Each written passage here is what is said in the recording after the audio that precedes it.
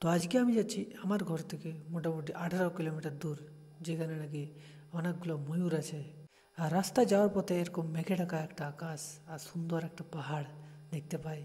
আর কিছু দূর আগে যায় দিকে রাস্তার এরকম অবস্থা হয়েছে, বর্ষার জন্য রাস্তা একদম ফাটে মাঝে মাঝে জল পেরেছে।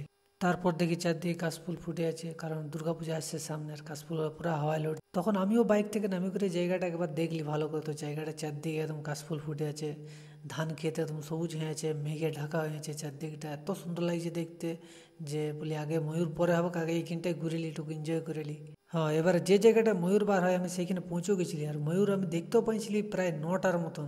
কিন্তু আমি এক্সাইটমেন্টে ফটো আর ভিডিও কোনোই তুলি না, আমি ভুলে গেছি। আর আর তারপরে এই কাকুটা কোন দিক থেকে আসে করে আমাকে অনেকটা হেল্প করেছে, চলো তোমাকে ময়ূর দেখাবো কোনখানে ময়ূরগুলো লুকায় আছে।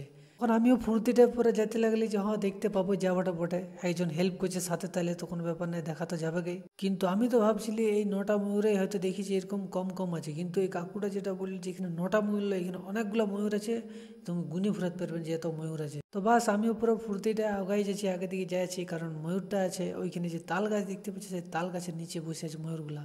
তারপরে কাকুটা বললো যে এবার তুমি আস্তে আস্তে আগান যাও, আর ঝুড়ে লুকাই করে ভিডিও বা ফটো যেটা তুলছো তুলো আস্তে আস্তে, কিন্তু ওরা অত সহজে পালাবে না, তবে যদি ভয় পায় তাহলে পালাতে পারে, নাহলে আমাদেরকে দেখলে পালায় নেই। আমিও আরামসে যাচ্ছি, আমি ভাবলে হয়তো পালাবে নাই, আমিও বিন্দাস আছি, ফটো ক্যামেরা একদম রেডি করে যাচ্ছি যে ময়ূরগুলো আছে তলে 9টা ময়ূর, ভিডিও তো তুলবই, ফটো হোক তুলবই।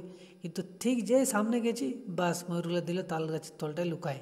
তারপর অনেকক্ষণ এই ঝুড়গুলায় ময়ূরগুলোকে খুঁজতে লাগালি, কারণ তাল তল দিকে ঢুকেছে ময়ূরগুলো, তো সেই জন্য আমরা ঝুড়গুলো খুঁজতে শুরু করলি, কিন্তু ময়ূরগুলো দেখা পালি নাই।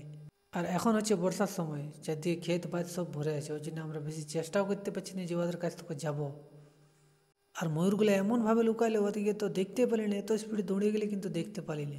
তো আমি দেখতে পাইছি অনেকগুলাই ময়ূর আছে, যেটা দেখাচ্ছি ওখানে যে তাল গাছটা আছে, সে তাল গাছের নিচে সব ঢুকে আছে ভিতরে। আমি আবার গেলি, কিন্তু কি আমাকে দেখে করে ওরা পালাইলে ভয়, এখানে কিছুক্ষণ অপেক্ষা করার পর আরেকবার দেখবো যদি ওরা বাইরে বেরায়। আমার সঙ্গে যে ছিল লোকটা অনেক ভালো, ও আমাকে বলছে চলো আমি আসছি এখন স্নান করে, একসাথে যাবো, তোমাকে দেখাই দেবো, তুমি দেখবে, ফটো হলেও তুলবে, ভিডিও হলেও করবে, চলো ভালো জিনিস। আর এখানে দৃশ্য চারদিকটা মেঘটা আজকে এত সুন্দর আছে, চারদিকে ধান লাগা আছে, আমার গাড়ি আছে কিন্তু সামনে রাখা তেঁতুল তলে। তো অনেকক্ষণ দাঁড়ায় থাকার পরেও ময়ূরগুলোকে আমি দেখতে পারিনি, ভাবা যায় 9টা ময়ূর একসাথে ছিল এই সামনের ক্ষেতটায়, কিন্তু আমি দেখতে পারিনি, তো কপাল খারাপ। ওরা ঘুরে আর ওইখান থেকে বেরালোই নেই।